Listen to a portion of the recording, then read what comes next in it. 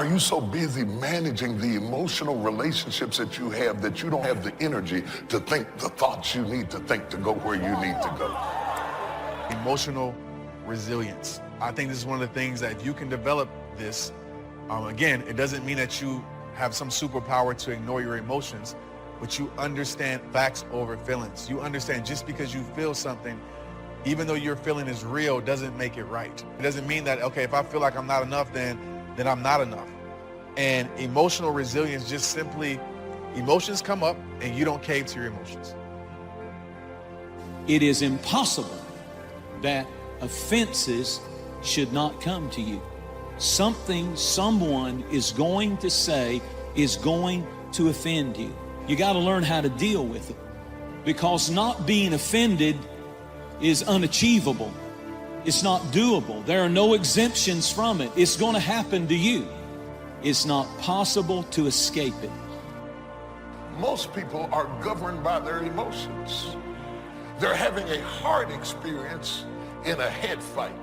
You will never win a battle if you're having a heart experience in a head fight. Don't wait for things to deteriorate so drastically that someone else must impose discipline into your life. How could you possibly explain the fact that someone else thought more of you than you thought of yourself, when you would have been content to let success go to someone else who cared more about themselves? When you can see that every link in the chain will eventually lead you to the things you want most out of life, then you won't grow discouraged or fearful or impatient with today. When you can see where you're going through visual chain thinking, even on the toughest days, you'll keep building your ambition by knowing where you're going. Part of this visual chain thinking is built when you decide on your direction, when you can see where you're going to end up before you get there. On the outside, people don't look broken. You don't see bruises and you don't see scratches. People don't walk around in a big cast, and so you can't tell with the naked eye. The problem is that there's a malfunction on the inside. They can't interpret the blessings of God. They can't receive compliments. They can't receive joy from friends. The second part is, it's like you try to cry out for help, but every time you try to speak up, you can't make a connection. Anything worthwhile in your life, you're gonna have to fight for it. You're gonna have to fight for it. You're not just gonna wake up one morning with a six-pack. If you want good health, you wanna feel better, you're gonna have to fight for your health. So there's always the battle between, is this the best use of my time, or is this just something that's okay to do? You know, when you're trying to grow yourself, when you're trying to stretch yourself, improve yourself, there's always one thing you can guarantee yourself, and that's that an obstacle is going to show up. It's going to tell yourself, like, you're not good enough. What are you thinking about? Get out of here. What I'm saying to you is that there's something else in you. There's a version of you that already has everything you want.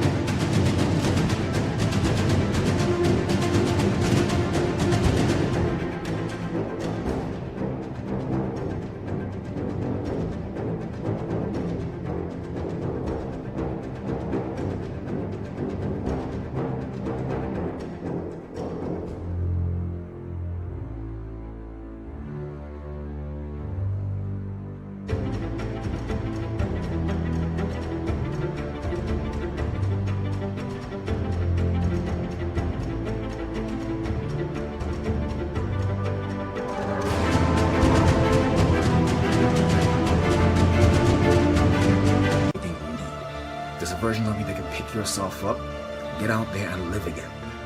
You just have to discover your override. Feelings will lead us astray. Feelings can get us into trouble. And throughout life, you're going to have plenty of opportunities to lose your temper, say things you regret. You're going to get up some mornings and feel like being depressed, feel like going around in a bad mood. See, the feelings are always going to be there. But we've got to learn how to follow wisdom and do what we know is right and not just follow our feelings around. What you believe will dictate your thoughts on a moment-by-moment basis. And so your beliefs dictate your thoughts, dictate your emotions, dictate your actions, which produce your results. And your results, when you look at them, then just reinforce the original belief. And so we're caught in that construct, right? But the linchpin is the belief system. I just want to remind y'all that none of us should be on the receiving end of what people feel like doing, acting, saying, and being. A lot of us are running around playing victim, as if we have nothing to do with any of our choices, our friends, our surroundings, our environment. Most of us are running around losing sleep at night, stressed, depressed, frustrated, when those are your friends.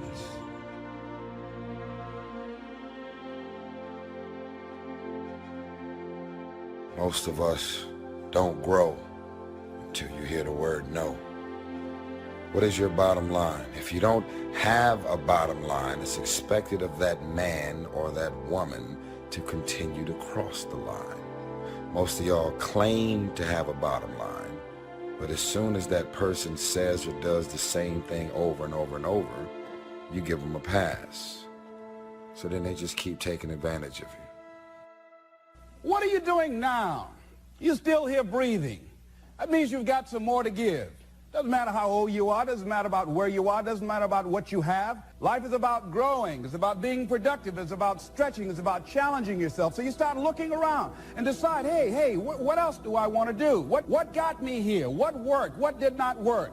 What do I need to do to repeat so that I can get the same kind of results in other areas of my life? True strength, it doesn't show when you feel like doing something. True strength is shown when you don't feel like doing it and you still show up and do it.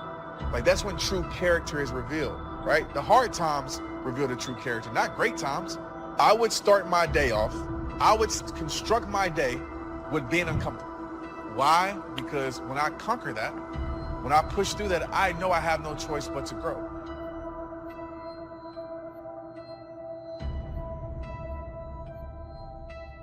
If you're the smartest one in the room, you're in the wrong room. You want to get around the right people.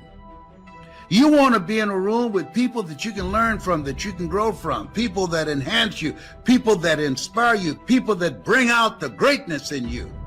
You want to be around people who compliment you, people who empower you.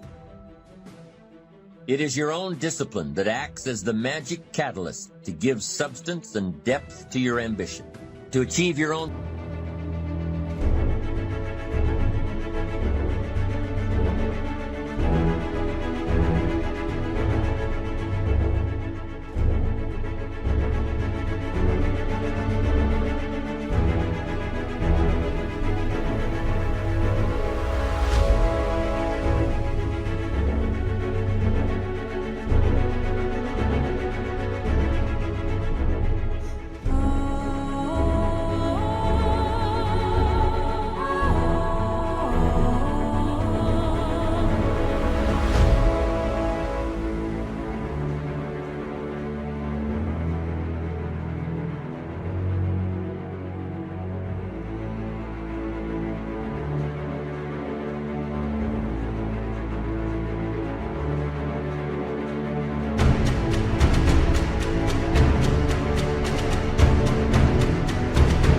Plans and dreams to have what you want to have and to become what you want to become. Your consistent self-discipline is the magic catalyst.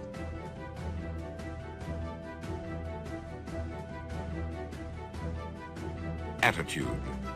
It is our attitude toward life which will determine life's attitude toward us. We shape our own lives, and the shapes of them will be determined by our attitudes.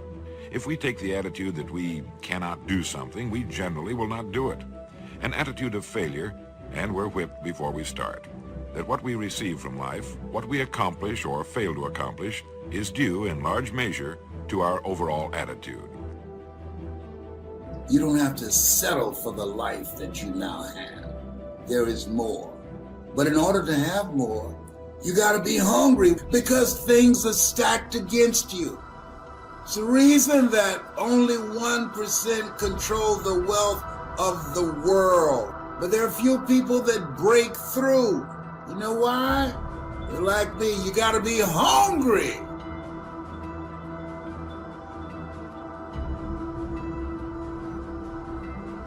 It's possible for you to be delivered and still oppressed. Who am I? Most people haven't answered that question yet. And that's why they're still dressing like other people and acting like other people and fixing their hair like other people and following styles and following fashions and going with it hip. And why? They don't know who they are. They're trying to find themselves.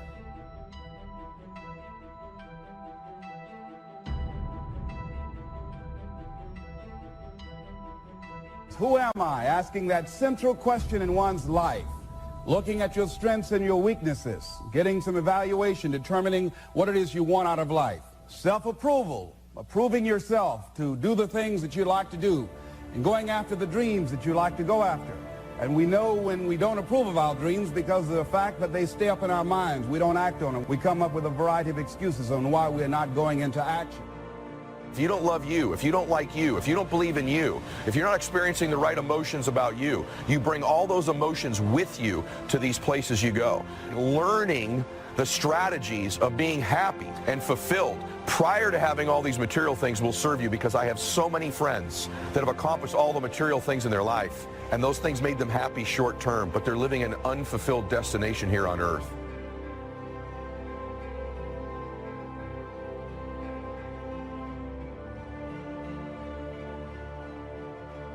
How do you motivate yourself? One of the things that we must do is that we must be involved in working on achieving self-mastery. You must work on yourself continuously. Never be satisfied with yourself. Always know that as you invest the effort and time on you, that's the greatest ability that human beings have above animals. See, a dog can't be anything but a dog. Tree can't be anything but a tree. Human being, you've got unlimited potential. You can put effort on you, and by concentrating on you and developing you, you can transform your life wherever you are right now. So you want to work on yourself. You want to read books that inspire you and motivate you. You want to listen to tapes.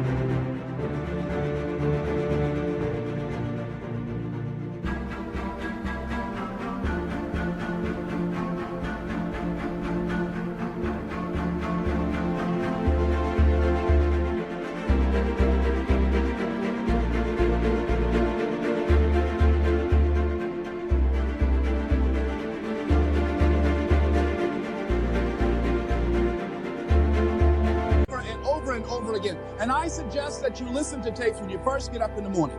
You want to control the spirit of your day. When you first wake up in the morning, your mind is operating at 10.5 wave cycles per second. That's when the subconscious mind is most impressionable. Whatever you hear in the first 20 minutes when you wake up, that will affect the spirit of your day. When you listen to tapes, listen with relaxed belief, believing that this can happen for you. And by listening to them, listen to them over and over and over again, and you will get a breakthrough. And as you continue to work on yourself, you will begin to expand your vision of yourself. You begin to work towards self-mastery. And you will begin to see it reflect itself in all the dimensions of your life, your mental life, your physical life, your social life, in your relationships, your monetary life. So concentrate on developing yourself. Because if you don't, I guarantee you that you will make a settlement. And most people have. In addition to working on yourself, and as you work on yourself, you feel good about yourself, and as you feel better about yourself, you treat yourself differently. Develop a health plan. See, you can't feel well and do well if you don't have good health. You can't perform if you don't have your health. Your health is valuable. Develop a health plan. A plan that you will follow, because this is the only vehicle that you have to carry you through this experience called life. And you want to take good care of it because you love you enough. You care enough about you. And that's not easy. It is not easy having a health plan and sticking to it. But you're worth it doing it again and again and again. I have lost 22 pounds several times.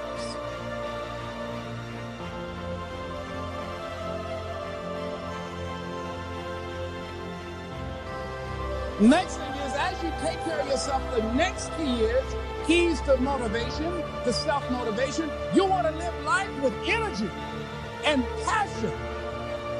You want to make a conscious effort to be lively. See, in life, you either saying hello or goodbye. You either on the way or in the way. Leave dead people alone. You want to smile. You want to be happy. You got a lot to be thankful for. But you watch some of the faces around you every day. And I tell you, some of these faces, they will put you in a depressed state of mind. So you want to avoid these kind of faces. The next thing that is a key to self-motivation is that you've got to ask yourself, what do I want out of life? What do you want out of life? What do you want out of a job?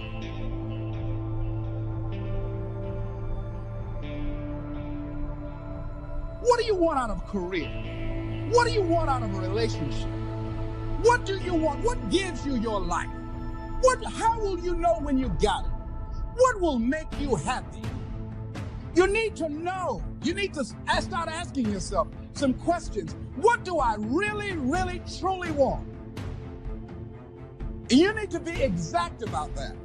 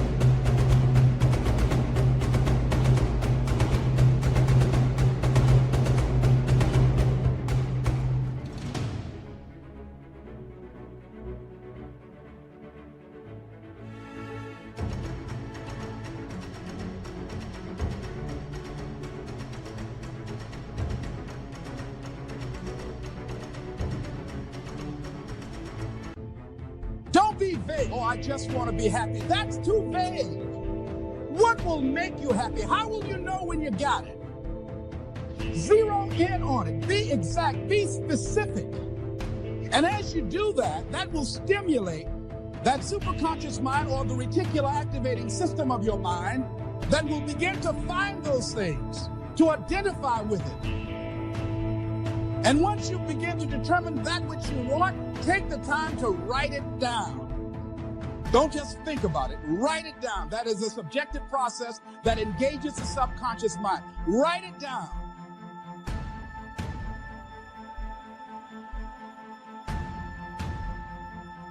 Once you write it down, read it 3 times a day, morning, noon, and night. Why is that important? Because what it will do, it will cause you to focus. It will cause you to concentrate. When that other conversation is going on telling you what you cannot do, telling you all of the impossibilities and all of the obstacles, your concentrating will begin to create a larger vision within yourself, and you start looking for and seeing some new opportunities. You start creating some openings for yourself.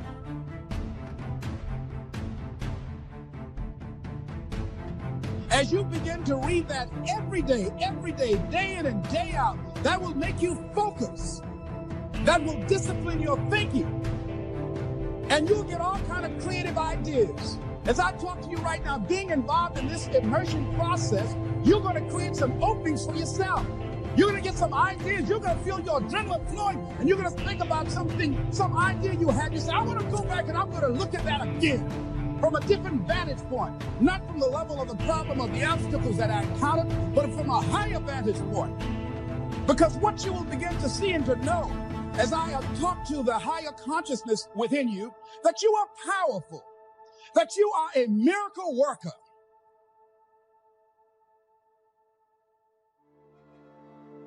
And that inner conversation has conditioned you to believe that you are not. And as you begin to discover the truth of who you are, whatever challenge that you're facing in life, and if you're living, you're facing some challenge, you'll begin to know that you're powerful and that you're a miracle maker. So as you begin to write down exactly what it is that you want, read it every day.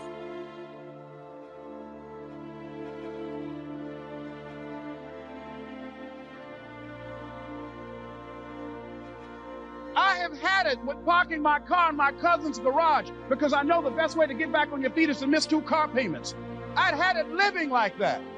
I'd had it robbing Peter to pay Paul. I'd had it borrowing money from people. I'd had it living like a cringing animal. When you don't have any money, it runs your blood pressure up. You hear me? I had poverty sucks. Make no mistake about it.